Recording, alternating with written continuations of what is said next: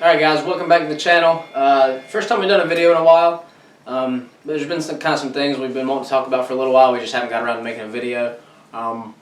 We got a kind of unique setup here because of the work at home situation. Yeah, so somebody's having to work from home right now, so we got the whole situation set up. So bear with us on this, but moving into what we want to talk about a little bit. As everyone knows, we've never really hit it on this channel. That was kind of our goal from day one, was to kind of put it out there as what we are. We're more Panthers fans than any other team in the NFL. But I think we've done a good job of keeping ourselves unbiased in the videos we've done. Because a lot of times we wouldn't even pick them in our weekly predictions. Yeah, I think it was kind of a relatively unbiased. That was a decision. That was a decision when we sat down and designed the channel. Was definitely let everybody know we do have. I mean, he's got a Panther shirt on right now. I mean, we wanted everybody to know where we stand as far as one certain team, but we kept ourselves unbiased. But as everybody knows, something pretty. Well, you can read the title. Yeah. The release of Cam Newton, we wanted to get our thoughts on it. We haven't really been able to put a word to it. Because we've talked about it a lot. If you follow me on Twitter, which I'm probably going to share this on there, you probably already kind of know my thoughts on it. So this is kind of like just an additional. Yeah, we've both been pretty vocal about it. We've both been pretty vocal about it on Twitter, and really any social media platform. Not really our channel, just because we didn't want to do something like that, but. We haven't been real active, but we're going to probably revamp everything up. So. Yeah, so basically what we want to start out doing is this is going to be kind of a two-part video. We're going to start out by talking about his extent in Carolina, how he was used. If you want to hear us talk about just the release and how it was handled, we'll either have another video or we'll tell you where to go. Like, you can maybe check the bio. There might be a minute you can go to or something like that. We haven't figured out the way we're going to do it. But we'll just go ahead and get into it. Yeah, but what we basically want to start out doing is talk about his extent here and how he was used. And what I think is, we don't really want to do a year-by-year thing. We just kind of want to do a quick little summary, and then we'll go ahead and get onto the release. But I kind of think they released him because of the injury thing, and then also that just we're going to reset. We want to blow everything up. We want to get our own guys in here. I kind of get that, but the main thing we want to talk about is how the injuries came about were largely in part of the fact that they called his number on. If you watch the Panthers the last 8 or 9 years, if it was short yardage situations, like 3rd and 2 or goal line, it was always Cam up the middle, and everybody knew it. I would say, I see why, because it was so effective. But it was get a little more creative with the playbook. It should be that is something that works, but it was we weren't versatile. It was he was taking those shots, and then they're going to release him because he had some injuries. It's I would say just about almost any 3rd down or goal line situation that I would say was about 2 yards or less. Basically, his whole 9 years, the last 2 with McCaffrey were less, but up until that point, they could hit him with a swing pass or something. I mean, whenever Jonathan Stewart or Mike Tolbert would be the ones to take the ball up the middle, it was almost they didn't expect that coming. Yeah, they didn't expect the running back to get the ball. Rather than the quarterback's going to do it, it's kind of going to throw the other team off. If you watch the Panthers, until McCaffrey got here, if it was 2 yards or less in a 3rd down or a goal line situation, more than likely it was Cam's number. And what the crazy part about it was, you knew it was his number and you still couldn't stop him. And the Atlanta Falcons game in 2015, it was they knew it, but they just ran over 8 people. Yeah, and there's nothing you could do about it. And it's in our opinion, what we talked about before we did this was that's kind of what led to these, hit after hit after hit for 7 solid years is basically what kind of led to all these injuries. I mean, he had 700 rushing yards 3 times. And I know a lot of people are well, he scrambles, that's because he wants to run. But a lot of those were design runs, especially the first 3 years. Especially the first year. I mean, they did a design run, I'd say, once a series. Once a drive, easy. It was all the time. And then we're going to get into this, too. This is another thing. We don't want to, get too detailed on each point because we've done that in the past and have, a 30-minute video that nobody wants to watch. Yeah. But we kind of wanted to, hit on kind of just, the surrounding cast that he had or kind of, almost lack thereof, a lot of years. I mean, it was, the offensive line, I mean, I know Cam doesn't get hit. A lot of people don't like him, but I'm his biggest fan, and that's one thing I'll be open about. But it's just even if you're not, he's just one of these people that criticizes all the stuff he does. You have to know the offensive line was it was never up to par. It was never especially up to par. Post Jordan Gross. It was never. They never replaced Jordan Gross. They never had a franchise left tackle. It was never up to par. He never had the best receiving core towards the end of the career when he got Curtis Samuel and DJ Moore and McCaffrey. Yeah. He's only had these guys for 2 years, guys. Like he's only had this receiving. Really, it was just the 1 year in 2018. Yeah. Really, to be honest. And McCaffrey wasn't McCaffrey we know that 2017 year. He was great, but he was never like how he is. McCaffrey's best year was spent with Kyle Allen. That's just what it was. Yeah, I mean, McCaffrey was awesome that first year, but he transcended the year after that, and then especially 2019. I mean, he should have won. In my opinion, he should have won Offensive Player of the Year. Outside of the early part of Cam's year where he had Steve Smith. Those first 3 years. Yeah, I mean, after that, it was. I mean, who's his best receiver? Ted Ginn or Kelvin Benjamin? Like over the whole, like if you look at his whole career, his whole time in Carolina, who's his best like receiver over the whole point?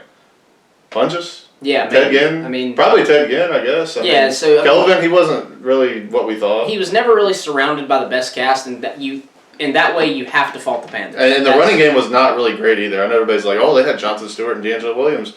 Their best years were like 08 and 09, and then 2010 they're all right. Everybody sucked, and then Cam got drafted in 2011, and it was kind of like, I mean, he was the leading rusher multiple times. Yeah. I mean, he was supplementing a run game. So at this point, what we've totaled it up to is, all the hits he's taken for the amount of times he's had his number called.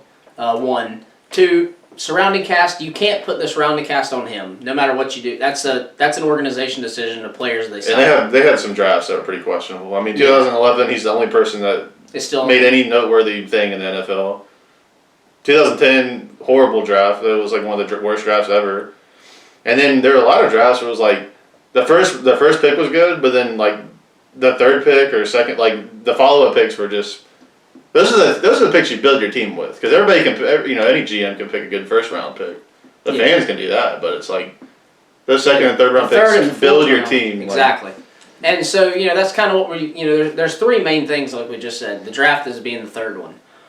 You can't other than I guess in a way you could do the calling his number thing, because some people are going to, it's a ridiculous argument. Some people are going to say, oh, well, he could audible if he's, feeling like he's taking injury. That's just. Which, by the way, they're the same people who say he can't audible and he doesn't know how to understand a NFL game plan and all that. That's a ridiculous argument, in my opinion. Stupid. And people say that too. What you're saying is he should go against his coach's opinion, is what you're saying, and you can't say that. So, surrounding cast and draft, not his fault. I mean, that 2017 receiving core, dude. Nobody could take those guys to the playoffs. You could call this an opinionated statement if you want. I don't think it's opinionated, and I think most people who know football would agree, but Carolina never gave him a real chance. I mean. Honestly, I think it was like pretty amazing how he could do what he did. I mean, exactly. Like that 2017 receiving core was awful. Like, it was terrible. It was bad. Like half the guys that were like starting were like out of the league. I mean, Funchess was like the best one. I mean, Kelvin Benjamin, he was traded. Like, I think we traded him to the Bills like week 8 or like right at the deadline. Yep. And he wasn't really that great that year, to be honest. He was kind of like we were playing the Falcons that weekend. And then it was like, dude, who's his number? I mean, Funchess was there, and then it was like Kalen Quay and like. The week we were playing a divisional. It was awful. Like Russell Shepard, like they were like Burson were like his best receivers. The week we were playing a divisional opponent, they traded away our number 1 receiver. The week of a divisional. And then he honestly put the team on his back. Like that divisional round in New Orleans, he played good enough to where we should have won. He had like a ton of yards. He outplayed Drew Brees. He had like 2 or 3 touchdowns, like 300 yards or something. It was crazy. Yeah, so that's kind of what we wanted to touch on the first half of this video is basically what led up to this offseason, everything that led up to this. In a way, you almost can't. I mean, and another thing, we talk about this off the record a lot. People don't understand who don't watch every game and don't pay attention are going to fault him getting injured to his running. These injuries occurred. Both these injuries occurred in the pocket. One of them was in the pocket, but trying to escape a coverage, a line breakdown. He was trying to just get out. About the Liz Frank Patriots. The Liz Frank preseason shouldn't have been in the game. Injury was him in the pocket. The pocket collapsed, so he had to run out of the pocket, and he was trying to run outside to extend the play out further. Is what he was trying to do, and he was going to look for more receivers and broke his foot in the process. And that was kind of a freak thing, to be honest. The TJ Watt hit was in the pocket clean, and then really that injury was from whenever Kelvin Benjamin just handed the ball to the Didn't feel Chiefs like running after the picks, like after. in the Chiefs game. Yeah, it was like I think it was a pick six. It was, and he did no effort. No, the problem is I think he didn't make the tackle. Actually, he tackled him. It would have been a pick six. Yeah. The problem was Kelvin Benjamin was literally this close to the guy. The guy took the ball, and Kelvin Benjamin didn't. If you go back and watch. We're going to put a link in the bio to the play or something. We're going to do something because the play was ridiculous. I think most of the people like on Panthers Twitter. Are gonna shout out to all my friends on there because they're on the team. They're on the. They understand. For people who don't know what we're talking about, I'm making sure if you don't want to do it, I'm going to put in a link to the video. Someone's getting credit for it. I don't know who it is, but somebody's going to get credit for having that video up. Kelvin Benjamin could have tackled the dude very easily, and he didn't. And Cam had to chase him all the way down the field. A DB, by the way, chased a DB down the field, ran him down, tackled him. You know, just saying. And yeah, hurt his shoulder in the process. That was the season before. That was 2016, I think. Okay, it was a 16. Yeah. It might have been. Yeah, I think that kind of. It was 16. I don't remember, but that was kind of like the beginning. And then he had to go have like a Band-Aid surgery done that they said is kind of going to fix it. Yeah, that was 2016. It's not going to fix it long term. And then T.J. Watt just, I mean, I don't blame. His shoulder was already kind of falling apart, like in 2018, but like the weeks before, he was just playing so good that you didn't really believe it. I don't really blame T.J. I mean, T.J. Watt was just making a tackle. It's not like he had. That pretty much is the hit that ended it all. I think that's somebody's name on Twitter is the hit that ended it all. Oh, that's a good name. And it was just clean. If you watch it, just face mask to the shoulder, ended it. But he has like a picture like of that hit too. It's pretty. It's like I mean, I don't really want to laugh, but it's so true. It's like so that's our thoughts right there. I don't want to extend that part out too much. So let's get into the release thing. The release. This is what I really wanted to talk about. We'll probably just cut this to where this is a separate video. But to me, it's just like, I just don't... Okay. We have a lot of opinions. There's a lot. Okay, I look at it like this. This is probably the plainest and simplest way we could do it. Let's say there's two different ways you can go. You can either say, I kind of agree with it. Let's just do a rebuild. We'll bring in and we'll just destroy this whole thing. We had our window. It's done. It's over with. Let's get rid of Cam. I wouldn't personally do that. I kind of think he has 1 year left on his contract. He's making $19 million. Jared Goff, he's making almost double that. All these other quarterbacks. Now, at the same time, I don't want you to stop your opinion, but I want to say before people blow the comments up, there is debate of whether he was asking for an extension or not. I have heard. Yeah, but there's no concrete information. I've heard no verified source, like an Adam Schefter or Ian Rappaport, say that was true. So that's a F-150 Twitter thing, I think, in my opinion. It very well could be. So. But like I said, we have not seen a verified or anything. Yeah, everybody knows that. But to me, it's like you go that route where it's like, okay, we can kind of, just cut our losses or whatever. Which I mean, they have the option to do that. I personally wouldn't go that way. And then you have the other way where it's like, well, let's just keep him 1 more year. We'll see how he plays, and if he plays great and he's healthy and he's the old Cam, we'll just keep him and we'll continue having him with the rebuild and kind of put pieces around him for the first time pretty much ever. Yeah. With him being healthy, that is. So let's say you go the first way. I personally wouldn't do it, but I can kind of see like why somebody would do that. The way they went about it, even if you don't like him, let's get rid of him. Like the way they did it was piss poor. Very. It was horrible. They pretended like they were going to keep him. They did, they didn't give any answer, like definitive answer. And then finally, it was like in I think it was like February. They kind of were like the team released the 25th of February. I'm pretty sure they were like, we're planning on moving forward with Matt Rule wants to keep Cam, and Cam was like obviously whatever they were telling him, he was on that train. He was like, yeah, I plan on being there. We all talked. We all sat down. I mean, Cam went on ESPN the week of the Super Bowl. Were they in Miami or something? Done a sit-down press conference in Miami on ESPN Live and said, me, Mr. Tepper, Marty Herney, and Matt Rule have all had a closed-door meeting. We're all on the same page. We all want to move forward together. Like, they told him that. And he took that as so hard evidence, he was willing to go on TV and say that. And you can't say like, oh, he wasn't working hard to get in shape again and get like he was getting himself right about as hard as you can do. And now it's even more crazy. His Instagram is like, yeah, we don't know if you're looking at that thing, but it is if you don't think that's a guy who, first of all, he looks pretty good to me. I mean, he's running on his foot that everybody was worried about. The shoulder. I think the shoulder's been fine. Honestly, I think the shoulder. Everybody's kind of overreacting to that. I mean, I was at FanFest, and if you weren't really at FanFest, you might not have even really would ever know because it was like the preseason he didn't really throw. Yeah. Week 1 and 2, he was so banged up he couldn't throw very well, so everybody thought, oh, the shoulder. But like that time at FanFest, his foot, that was before his foot got hurt. and it was after the shoulder was healed. So I was seeing him throw like 40, 50-yard passes like easily. Exactly. So I feel like that hasn't been a problem, but everybody's like, oh, we don't think his shoulder's right. I think his plant foot is broken. It's a Lisfranc injury. I mean, I don't expect him to throw perfectly. Yeah, I mean, he couldn't plant and put weight on his foot. But I hate the way they did it. I mean, let's get back to kind of what we were saying. Like they our problem here is the way it was handled. They pretend to commit, and then they're like, hey, we changed our mind, which is fine. I get that, but you waited till like the very end to where like he can't go anywhere, and I get okay, well that's not our problem, but it is your problem because arguably the best. This is an argument. The most impactful player in franchise history. That's not an argument. We got zero compensation for him because they brought Teddy Bridgewater in. They are like, we're committing to Teddy Bridgewater. So then all the other teams are like, well, they're not gonna. Why would we give you? They're gonna release him. All the other teams are like, hey, we can all agree. Let's just not offer anything because whoever ends up getting will do nothing. We'll get him for like nothing. Yeah. Like, why would we give a third or fourth or fifth round pick for that? That's stupid. They have to release him. They're gonna pay 2 quarterbacks $20 million. Exactly. So all the other teams just sit back and they're like, we're gonna just finesse them, and whoever ends up getting him definitely will. They're gonna get him for nothing. That's my problem with it. So because it was one of those things. Like as a Panthers fan, you're like, I like Cam Newton. They're screwing him.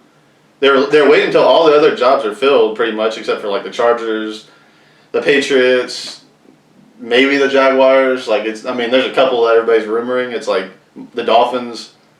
But like most of those jobs, like he might have went to the Bears. He might have went to a few of these others, and now he's just kind of. We could have gotten a couple draft picks. Hung out to dry. Yeah, they should have gotten rid of Cam and then brought Teddy in. They did it the other way. Here's what is and if you really think about this, guys, we got more trade value for Kyle Allen than we did for Cam Newton. I knew it was like we got more trade left. value for our backup than we did for an MVP. And I know it was a year left. I get that, but it was just like, dude. We got literally nothing. And it's annoying, it's frustrating because they've done this before with Julius Peppers and Steve Smith. Steve Smith, both of them. It's like, arguably, you could argue those are the 3 best players in franchise history, and collectively we got zero compensation. I think there's very few people in the world who... That's unforgivable. I think very few people who are going to watch this video are going to argue that those are the 3 best players. Whether you're... I mean, Kuechly to me is in there, but it's really just a matter of like personal choice, but those 3 should... That's ridiculous. Like, and Steve Smith, they paid more to not have him, which is like... Why would we do that? It's crazy. I get they wanted to make it like a different cult. That's a whole different video, but yeah, that was the main thing with me. My biggest problem is, I understand at some point. I'm with you. If I were making decisions, I think, in my opinion, for the future of the team and the betterment of this coming up season, my opinion would be keep Cam Newton. I think he gives us the best possibility to win. Over Teddy Bridgewater. I like Teddy Bridgewater a lot. I think Teddy Bridgewater is really underrated. I think he's getting totally screwed in this because it's starting off on that foot already. Yeah, the fans are going to hold him accountable for this stuff, and they shouldn't, and it's wrong. He's just trying to get the starting role he thinks he deserves. Exactly. Teddy Bridgewater is just doing what he's wanted to do since he was a little kid, and that's to be a quarterback in the NFL. I have no problem with Teddy Bridgewater. He didn't ask for Cam to leave. But a lot of people are, in my opinion, I think Cam would give us the best choice, so I wouldn't have let him go. But I do understand that players have to leave the franchise. A player can't play until he's 90. I get it. At some point you have to move on. But I think that it was not handled well. I think they lied to the fan base and Cam a lot. That's a fact. That did happen. I think as a fan, I feel lied to by the team that I like the most. I'm going to walk away from this with a really bad taste in my mouth because I feel like the team was lying to me the whole time. They knew this was happening. I don't care what. Well, if they didn't know, they knew that they might go this way at some point. And like I can go right now on my phone and pull up like an article on the Panthers app of we plan to move forward with Cam. It was only about a month ago. Like it's still there. It's still on the app. Like I saw it the other day. It's like if you go to their top stories, if you go to the Panthers app, for anybody who wants to do it, go to the Panthers app, go to top stories. The top one right now is Panthers release Cam, and the second one is the second newest article is we plan to move forward with Cam. They're side by side. Like it's just like it was just lame. It was like if you're a fan of the team or if you're a fan of him, especially if you're a fan of both, you're like they screwed like one of the probably put his body on the line more than about anybody. I mean, yeah. Kuechly did too, Steve Smith did too, but like he's in that class of guys that have done that for us, and like the lack of respect they showcased is like. And the guy who brought so much to the city, he brought so much. He changed, and I don't even want to hear this whole like, oh, you guys aren't real Panther fans. I'm not even gonna dignify that with a response. Like that's so ridiculous. He's still wearing a Panther shirt. I mean, we were at the training camp. Camp his rookie year. His rookie year after we went to a 2-14 ball club's like training camp, and we were like so excited to go. He was the number 1 overall draft pick. He hadn't touched the field. He might not have even made the team that year. Like we weren't sure. I mean, he was a rookie. He was the number 1 overall pick. He was probably making the team, but like. Well, I mean, yeah, but he could have not been like for all we knew at that point. He could have not been the starter by the end of the season. We were there. Like. Yeah, we just that. Yeah, I mean, I've watched way before it came.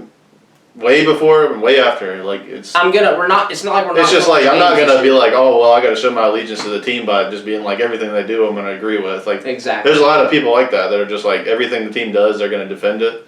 They do dumb stuff sometimes. I'm not gonna just dismiss that and be like, well, I'm a fan, I don't care. Like exactly. I'm gonna pretend like I agree with it. That's kind of where we stand. We don't want to go. We don't want to make this an hour-long video, but we feel like. It could have been, not even feel like, this could have been handled totally different. The problem was, if it was handled correctly, I would not be that upset about it at all. And then the way they did it, too, they lied. They, like, just made it such a smear campaign almost. Like, David Tepper was out there like, oh, we just don't know if his foot is healed. Okay, right there, you have in your mind that you might not keep him. Well, I'll blast that news. Why would you say that? You just were like teams that were willing to give like a third, they're like, well, we're not doing that now. Maybe a fourth or a fifth. Another thing that I personally feel like is I feel like David Tepper did play a big role in this. Yeah, he was the main thing. I think he was the main role. I think what David Tepper wants to do is win with what he builds. He wants all the credit. No matter, you could remove 52 players off that roster and put 52 new ones on. If Cam's still on that team, you want it with what they built, not with what he built. In his mind, Cam was too much of the team in his mind to. If y'all won with Cam at quarterback, you won with what Jerry Richardson and Ron Rivera built. You didn't win with what you built. And to win with what he builds, he had to get Cam out of the way, and I think that is an underlying cause. I don't think it's the main cause by any means, but I think that is an underlying cause. He wants it to be like his regime of like guys. He wants his empire to win, not someone else's. Not the I think that, and the thing is, like, he did just a piss poor job. It was like he was acting like Jerry Jones or something. And he still trying to talk about the team affairs and stuff. Like, just let the GM do that. Well, our GM sucks. So. Here we are, March 29th, and like I haven't heard anything from David Tepper. I haven't heard a statement. Oh, and then the Panthers did that lame. Oh, that was pathetic. Like their little like lackluster like, oh, goodbye Cam on Facebook and Twitter, like that. That was just like a slap in the face. That was like the way they did it was so lazy too. It was like I saw like XFL players getting signed, like PJ Walker's thing. His XFL team did a better farewell than that. It's not good. That was ridiculous. Like they just did this like half job of like trying to be like, thanks for all your contributions. We're gonna go ahead and release you like. And we're gonna wait as long as possible to do it. And then also like the way they phrased it, they were like, we're giving him permission to seek a trade. Like he really wanted to not be. He wanted to be here from day one. They're trying to make it sound like he was like, oh, I'm fed up with this team. He commented on the post and said, I didn't ask for a trade. And then Mario Addison was like, Marty's capping, I think he said. And then Greg Olson put like, sounds familiar. Yeah. And then there was another one. Trey Turner, he put something like that kind of was indicated. He was like, yep, that's what they do. Like so right there, like 4 guys, the same similar thing happened. It's just some front office, like, and I get players get cut, but like the lack of like communication. Lack of communication. It's not direct at all. And the lack of respect that he deserved. Like those 4 guys, they deserve like to be let go in the right way. Yeah. Well, that's kind of how we feel about this. We hope Cam goes somewhere, and he looks amazing. He's probably about to. If you haven't seen his workout videos on Instagram and Twitter, he's running completely fine. He's putting them on every social media platform, so whatever kind of social media you have, you can go. Well, he doesn't put them on anything except IG, I think, but everybody just puts them on whatever else that it's not already. Okay, yeah. I think his Twitter doesn't really. So they're just getting recorded and put on Twitter and Facebook and stuff. So check them out. I've seen them on all 3. If you don't follow Panthers Culture on Twitter, definitely make sure you do because he's like my favorite account on there, and he puts all the videos up. So check them both out. That's just kind of where we wanted to. We wanted to just put our stance out there on it. And go ahead and comment if you don't like what we were saying. We want it, yeah. I don't care, yeah. We want your interaction, whether you agree or not. We want to hear it and what you guys think. And we might put our Twitter handles on there. Like most of you, like we're probably gonna, if you're still even watching, like we probably are gonna like share it on there and stuff. So we'll put a couple other pages we like as well. There's some guys on Twitter that we really like. So thanks for watching, guys. We appreciate it.